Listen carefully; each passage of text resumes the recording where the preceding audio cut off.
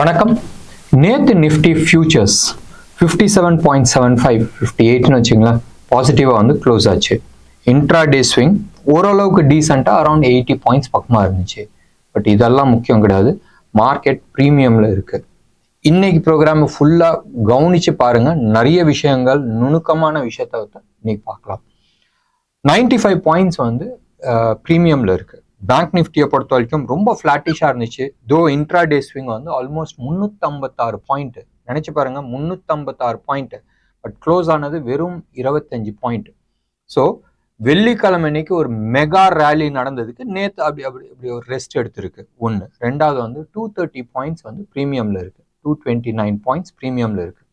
இதை பொறுத்த வரைக்கும், மார்க்கெட்டை பொறுத்த வரைக்கும் இது செம்ம பாசிட்டிவான நியூஸ். ஒன்று. ரெண்டாவது, 23,000ல தான் இப்போ மார்க்கெட் எங்க இருக்கு? சம்வேர் க்ளோஸ் டு அபவுட் 22,500 லெவல்ல இருக்கு. பட் 23,000ல தான் ஹையஸ்ட் கால் ரைட் ஆயிருக்கு. ஸோ 500 பாயிண்ட் தள்ளி இருக்கு. நம்ம சாட்டர்டே இன்னைக்கு போட்ட வீடியோவில் வந்து நம்ம கிளியர் கட்டாக சொல்லியிருந்தோம் இந்த மந்த்துக்கான ரேஞ்ச் என்னன்றது. சம்வேர் அரௌண்ட் 22,800 லெவல்ல இருக்கு. எக்ஸாக்ட் லெவல் வேணும்னா சாட்டர்டேயோட வீடியோ போய் பாருங்க, மந்த்லி ரேஞ்ச் கொடுத்துருக்குறேன். சரி, இப்போ என்ன ஆகுதுன்னு சொன்னால், அந்த 22,800ல செகண்ட் ஹையஸ்ட் கால் ரைட் ஆயிருக்கு. சரியா? ஸோ மார்க்கெட் அப்படியே நல்ல பெரிய ரேஞ்ச் வச்சு அப்படியே சுருக்கிட்டு வராங்க. அப்போ இப்போதைக்கு வந்து ஷார்ட் கவரிங்கோ இல்லை மெகா ரேலி வரதுக்கான சான்சஸ் வந்து ரொம்ப கம்மியாக காட்டிட்டு இருக்கு. சரி, டவுன் சைடில் எவ்வளோ தூரம் ரிஸ்க் இருக்கு? 22,200ல வந்து ஹையஸ்ட் புட் ரைட் ஆயிருக்கு. செகண்ட் ஹையஸ்ட் புட் 22,000 லெவல்ல எழுதியிருக்கிறாங்க. ஓவராலா கால் எவ்வளவு எழுதியிருக்கிறாங்க, புட்டு எவ்வளவு எழுதியிருக்கிறாங்கன்னு சொன்னால், புட்டு தான் வந்து நிறைய எழுதியிருக்கிறாங்க. அப்ப புட் சைடு கீழே வருமானு கேட்டால், எப்பயுமே வந்து எது ஜாஸ்தியா இருக்கோ அந்த சைடு வந்து மேஜர் சப்போர்ட்டோ ரெசிஸ்டன்ஸோ எடுத்துக்கலாம். ஸோ புட் நிறைய எழுதியிருக்கிறனால டவுன் சைடு ரிஸ்க் வந்து ஆல்மோஸ்ட் நான் எக்ஸிஸ்டன்ஸ்னு வச்சுக்கலாம். எவ்வளோ எக்ஸ்ட்ரா எழுதியிருக்கிறாங்க? close to about 1 lakh இல்ல 4,60,000 quantities, right? அவ்வளோ குவான்டிட்டிஸ் வந்து எக்ஸ்ட்ரா எழுதி இருக்கிறாங்க. So that means downside risk வந்து இப்போதைக்கு கண்ணுக்கு தெரியல. ஞாபகம் வச்சுங்க, இந்த லெவலை உடைச்சிச்சுனால் பெருசா கீழே விழுவதுக்கான வாய்ப்புகள் இருக்கு. இந்த இன்ஃபர்மேஷன்ஸ் தனியா வச்சுங்க. பேங்க் நிஃப்டியை பொறுத்த வரைக்கும் அதே மாதிரி எந்த லெவல்ல க்ளோஸ் ஆச்சு? 47,686, 47,700 வச்சுங்க. 16 பாயிண்ட் தானே. ஓகே, அது மனசுல வச்சுங்க. எங்க ஜாஸ்தி கால் எழுதியிருக்கிறாங்க? 49, 1,500 பாயிண்ட் தள்ளி. நம்ம ஏற்கனவே சொல்லியிருக்கிறோம் ஒரு 3,000 பாயிண்ட் அப்சைடுக்கான சான்சஸ் இருக்கு. அதுல ஒரு 1,500 பாயிண்ட் ஏற்கனவே வந்துருச்சு. ஸோ 47,800 or 700 பிளஸ் இந்த 1,500 போடும் போதும் நம்மளோட நம்பர்ஸ் வருது. செகண்ட் ஹையஸ்ட் எங்க எழுதியிருக்கிறாங்க? 49,500 லெவல்ல எழுதியிருக்கிறாங்க. புட்டை பொறுத்த வரைக்கும் 47,000 and 46,000ல எழுதியிருக்கிறாங்க. இதுலயும் எடுத்துக்கிட்டனால் 5,60,000 குவான்டிட்டிஸ் புட் சைட்ல தான் எழுதியிருக்கிறாங்க. ஸோ இது டவுன் சைடுக்கான ரிஸ்க் இல்லைன்ற மாதிரி காட்டிட்டு இருக்கு. மறுபடியும் அதே இன்ஃபர்மேஷன்ஸ், சப்போஸ் அந்த லெவலை உடைக்கப்பட்டால் என்ன ஆகுன்றது மனசுல வச்சுங்க. இந்த ரெண்டு இன்ஃபர்மேஷன்ஸ் தனியா வச்சுங்க. மூணாவது இன்ஃபர்மேஷன், முக்கியமான இன்ஃபர்மேஷன். நேத்து for the first time, right, ஒரு ஸ்ட்ரெஸ் மார்க்கெட்ல வந்து ஒரு ஸ்ட்ரெஸ்ஸுக்கான ஒரு சின்ன சிக்னல் எடுத்துக்கலாம்னு சொன்னால், டாலர் லேசா வந்து வீக் ஆயிருக்கு. டாலர் வீக் ஆனதுக்கான எதிர்வொலி என்ன ஆகும்? இம்மீடியட்டா கமாடிட்டிஸ் வந்து ஸ்ட்ராங் ஆகும். ரைட், டாலர் டேர்ம்ஸ்ல தான் எல்லாமே இருக்கு. இது வீக் ஆச்சுன்னா இது மேல தூக்க தான் செய்யும். க்ரூட் விலை ஏறிச்சு, நேச்சுரல் கேஸ் ஏறிச்சு, காப்பர் விலை ஏறிச்சு, இதெல்லாம் விட்டுருங்க. கோல்டு வந்து ஆல்மோஸ்ட் நீங்க எடுத்து பாருங்களேன், ரொம்ப நாளா அந்த 2030, 2040 டாலர்ஸ் ரேஞ்சிலே இருந்தது. அதுக்குமா 2080, 90 லெவல் போயிட்டு ஒரு 2 நாள் இப்படி ஆட்டம் போட்டு நேத்து ஆல்மோஸ்ட் 2,120 அந்த லெவலுக்கு போய் நிப்பாட்டினோம். சில்வர் ரொம்ப வருஷத்துக்கு அப்புறமா அந்த 24 லெவல் அப்படி தாண்டி நின்றுச்சு. சரி, இதுக்கான எதிர்வொலி இந்தியாவில் என்ன ஆச்சு? நேத்து 6,650, ரைட். நான் வந்து எம்சிஎக்ஸ் ரேட் நான் சொல்ல, wholesale rate gold 24 carat gold rate நான் சொல்றேன். எவ்வளோ? 6,650. So close to about 100 rupees வந்து நேற்று நைட்டு மட்டும் ஏறிச்சு. லாஸ்ட் ஒரு 3 நாள்ல 200 ரூபா கிராமுக்கு ஏறி இருக்கு. சில்வர் எடுத்துக்கிட்டீங்கன்னு சொன்னால் 75,000 பக்கமா இருக்கு. 74,600. மார்க்கெட் வந்து அரௌண்ட் 9-9:30 முடிஞ்சிடுது ஹோல்சேல் மார்க்கெட், ரைட்? இது வந்து நைட் 11-11:30 வந்த ரேட்ஸ். ஆட்டோமேட்டிக் தானே. ஸோ ருப்பி இருக்கு பிளஸ் மார்க்கெட்ல இருக்கிற சில்வர்.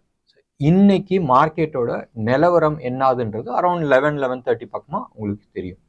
ஸோ இதுதான் first sign that asset class இங்க இருந்து பணம் மூவ் ஆகுதுன்றது ஒரு ஃபர்ஸ்ட் சைன் ஆஃப் ஸ்ட்ரெஸ்ன்னு வச்சுங்க. எது வேணா எடுத்துங்க. எப்பயுமே இது அடுத்தது வந்து பாண்ட்ல வந்து இன்ட்ரெஸ்ட் ரேட் இன்க்ரீஸ் ஆகுதான்றது அதுதான் வந்து மேஜர் சைனா இருக்கும் ரிவர்சலுக்கு. ஸோ இது ரெண்டுமே வந்து மனசுல வச்சுக்கிட்டு அதுக்கு தந்தாப்புல நீங்க பிளான் பண்ணுங்க. மறுபடியும் நான் சொல்றேன், இது வந்து இம்மீடியட் ரிஸ்க்குன்றது மனசுல எங்கேயாச்சும் ஒரு இடத்துல வச்சுங்க. கோல்டு விலை ஏறுது, ஃபர்ஸ்ட் சைன் பணம் வந்து வேற டைரக்ஷனுக்கு மூவ் ஆகுதுன்றது. சரி, நேற்று நம்ம ஏற்கனவே பார்த்தோம் பிஹெச்இஎல்லாம் வந்து பயங்கர ரேலி கொடுத்துருந்துச்சு. நம்ம இதுல இருந்துச்சு, ஏற்கனவே இருந்துச்சு. என்ன சொல்றது, நம்மளோட பை லிஸ்ட்ல ஏற்கனவே இருந்துச்சு. டாடா கெமிக்கல்ஸும் நம்ம வந்து பேசியிருந்தோம். டாடா கெமிக்கல்ஸ் மேல இருந்துச்சு, டாடா கம்யூனிகேஷன் ஏறி இருந்துச்சு, கெயில் ஏறி இருந்துச்சு. ப்ராபப்ளி இன்னைக்கு மறுபடியும் நான் யூஸ் பண்றேன், ப்ராபப்ளி இன்னைக்கு வந்து டாடா மோட்டார்ஸ் ஏறுறதுக்கான சான்சஸ் இருக்கு. ரேட் வந்து பெருசாயிடுச்சு, அந்த ரேட்டை சுருக்கிட்டாங்க. எப்படி சுருக்குனாங்க, இந்த கம்பெனியை ரெண்டா பிரிச்சுட்டாங்க. பேசஞ்சர் வெஹிக்கிள் தனியா, கமர்ஷியல் வெஹிக்கிள்ஸ் தனியா. ஸோ பேசஞ்சர் வெஹிக்கிள் இன்னைக்கு டேட்ல வெயிட்டா இருக்கு. ஏன் வெயிட்டா இருக்கு? எலக்ட்ரிக் வெஹிக்கிள் இருக்கு, பேசஞ்சர் வெஹிக்கிள் இருக்கு, ஜேஎல்ஆர் இன்டர்நேஷனல் பிசினஸும் உள்ள இருக்கு. ஸோ இதுல இருந்தா அடுத்தது எலக்ட்ரிக் பிரிக்கிறதுக்கான வாய்ப்புகள் இருக்கு. கமர்ஷியல் வெஹிக்கிள்ல இவங்க அந்த அளவுக்கு இப்போதைக்கு கான்சென்ட்ரேஷன் பண்ணல. மேபி ரைட், அசோக் லைலண்ட் அவங்களோட சப்சிடரி ஸ்விட்ச்ன்ற பேர்ல வந்து எலக்ட்ரிக் பஸ் மேனுஃபேக்சரிங் பண்ணிட்டு இருக்காங்க. மோஸ்ட் லைக்லி, மறுபடியும் நான் யூஸ் பண்றேன், மோஸ்ட் லைக்லி டாட்டாவோட எலக்ட்ரிக் பஸ் சைட்ல வந்து ஹெவி கான்சென்ட்ரேஷன் இருக்கும்ன்றது ஒரு சின்ன மனசுக்குள்ள தோணுது. ஏன், 4,000 கோடி குஜராத்ல வந்து ஹெவி இன்வெஸ்ட்மெண்ட்ஸ் பண்ணியிருக்காங்க ஆன் பேட்டரி மேனுஃபேக்சரிங். அப்ப அது வரும்போதும் பஸ்ஸை ஏன் கான்சென்ட்ரேட் பண்ண மாட்டாங்க? பெரிய லெவல்ல கான்சென்ட்ரேஷன் பண்றதுக்கான வாய்ப்புகள் உண்டு. ஒன்று. ரெண்டாவது, எப்படி ரிலையன்ஸும் அசோக் லைலாண்டும் சேர்ந்து ஹைட்ரஜன் பேஸ்ட் வண்டியை வந்து ப்ரொடக்ஷன்ஸ்க்கு பிளான் பண்ணிட்டு இருக்காங்களோ, அதே மாதிரி டாடா இஸ்ரோ கொடுத்த டெக்னாலஜியை வந்து இந்தியன் ஆயில் கார்பரேஷன், ரைட், அவங்க வந்து ஒரு ரிசர்ச் ஓடிட்டு இருக்கு. அண்ட் இதுக்கான ஃபண்டிங் வந்து டாடா மோட்டார்ஸ் பண்ணிட்டு இருக்காங்க. இந்த ப்ராஜெக்ட் கிளிக் ஆச்சுன்னு சொன்னால் கமர்ஷியல் வெஹிக்கிள் சைடில் வேற ஒரு ஆட்டம் ஆரம்பிக்கிறதுக்கான சான்சஸ் இருக்கு. ஸ்பிளிட் ஆச்சுன்னு சொன்னால் ஒரு வரப்பிரசாதம் நீங்க வந்து ரெண்டு சைட்லயுமே வந்து யோசிக்கிறதுக்கான வாய்ப்புகள் உண்டு. இன்னைக்கு ஓவரால் மார்க்கெட் நான் ஏற்கனவே வந்து லெவல்ஸ் எல்லாமே நான் சொல்லியாச்சு. இன்னைக்கு ஓவரால் லெவல்ஸ் நீங்க வந்து எடுத்துக்கிட்டீங்கன்னு சொன்னால் சேல் ரொம்ப நல்லா இருக்கு. நேற்று வந்து ரேலி ஸ்டார்ட் ஆச்சு, ஓப்பன் இன்ட்ரெஸ்ட் இன்க்ரீஸ் ஆயிருக்கு. பிஹெச்எல் சொல்லவே வேணாம், ஏறி இருக்கு. MGL, right, Mahanagar gas limited சூப்பரா ஏறி இருக்கு. சன் டிவி லாஸ்ட் ஃபியூ டேஸா ஏறிட்டு இருக்கு, ஓப்பன் இன்ட்ரெஸ்டும் இன்க்ரீஸ் ஆயிருக்கு. நிறைய இன்ட்ரெஸ்ட் இருக்கு அதுல. டவுன் சைட்ல என்ன ரிஸ்க் இருக்கு? நௌக்கரியில ரேட்டும் கீழே விழுந்திருக்கு, ஓரளவுக்கு கீழே விழுந்திருக்கு, அண்ட் ஓப்பன் இன்ட்ரெஸ்ட் இன்க்ரீஸ் ஆயிருக்கு. லால்பத் லேப் நல்லா ரேட் இறங்கி இருக்கு, ஆல்மோஸ்ட் 2.5% இறங்கி இருக்கு, ஓப்பன் இன்ட்ரெஸ்டும் இன்க்ரீஸ் ஆயிருக்கு. ஸோ நெகட்டிவ் சைட்ல இந்த ரெண்டு ஸ்டாக் இருக்கு, India mart of course and Motherson. இது எல்லாமே வந்து நெகட்டிவ் சைட்ல இருக்கு. ஸோ இதுதான் வந்து இன்னைக்கான ஸ்டாக் லிஸ்ட்.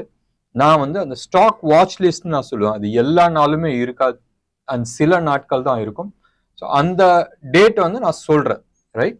அண்ட் ஒரு இன்ட்ரெஸ்டிங்கான விளையாட்டு அதை பொறுத்த வரைக்கும். இதை பொறுத்த வரைக்கும் பியூரா ஓப்பன் இன்ட்ரெஸ்ட் பேசிஸ்ல தான் நம்ம பேசுறோம்.